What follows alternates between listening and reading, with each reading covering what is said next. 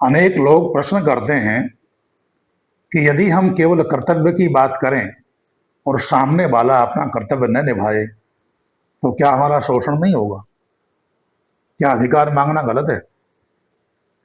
इस संदर्भ में वेदों और महर्षि दयानंद का दृष्टिकोण बहुत स्पष्ट है।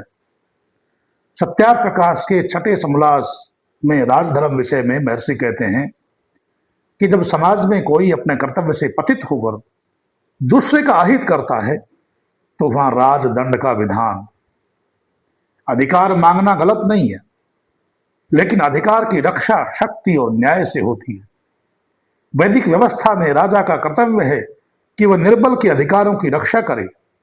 जब हम कर्तव्य प्रधान समाज की बात करते हैं तो उसका अर्थ है कि समाज का शक्तिशाली वर्ग, राजा, विद्वान, धनवान अपने कर्तव्य के प्रति इतना सजग हो कि किसी को अधिकार मांगने की नौबत ही न आए। कुछ लोग प्रश्न करते हैं कि सत्याप्रकाश में वर्ण व्यवस्था की बात है, तो फिर पूर्ण समानता कैसे संभव है? यह सबसे बड़ी भ्रांति है। महर्षि दयानंद सरस्वती ने सत्याप्रकाश में स्पष्ट किया है कि वर्ण जन्म से नहीं बल्कि गुण कर्म स्वभाव से होते हैं। समानता का अर्थ एक रूपता नहीं है। जैसे शरीर के हाथ पैर और आंख के कार्य अलग हैं पर महत्व बराबर है, वैसे ही समाज में वर्ण है। समानता का वैदिक अर्थ है समान अवसर।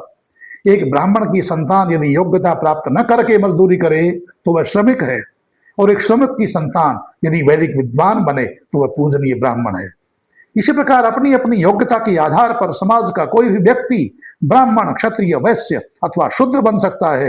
योग्यता के आधार पर ऊपर उठने का मार्ग सबके लिए समान होना ही वास्तविक समानता है।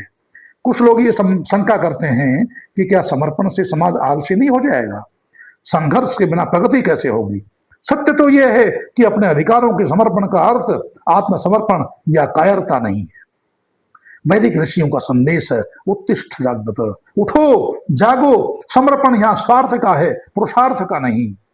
जब एक वैज्ञानिक राष्ट्र को नई तकनीक समर्पित करता है या एक सैनिक अपना जीवन राष्ट्र को समर्पित करता है तो वह समाज को पीछे नहीं ले जाता बल्कि उसे उन्नति के शिखर पर ले जाता है। संघर्ष व्यक्तियों के बीच नहीं बल्कि अधर्म की विरुद्ध होना चाहिए।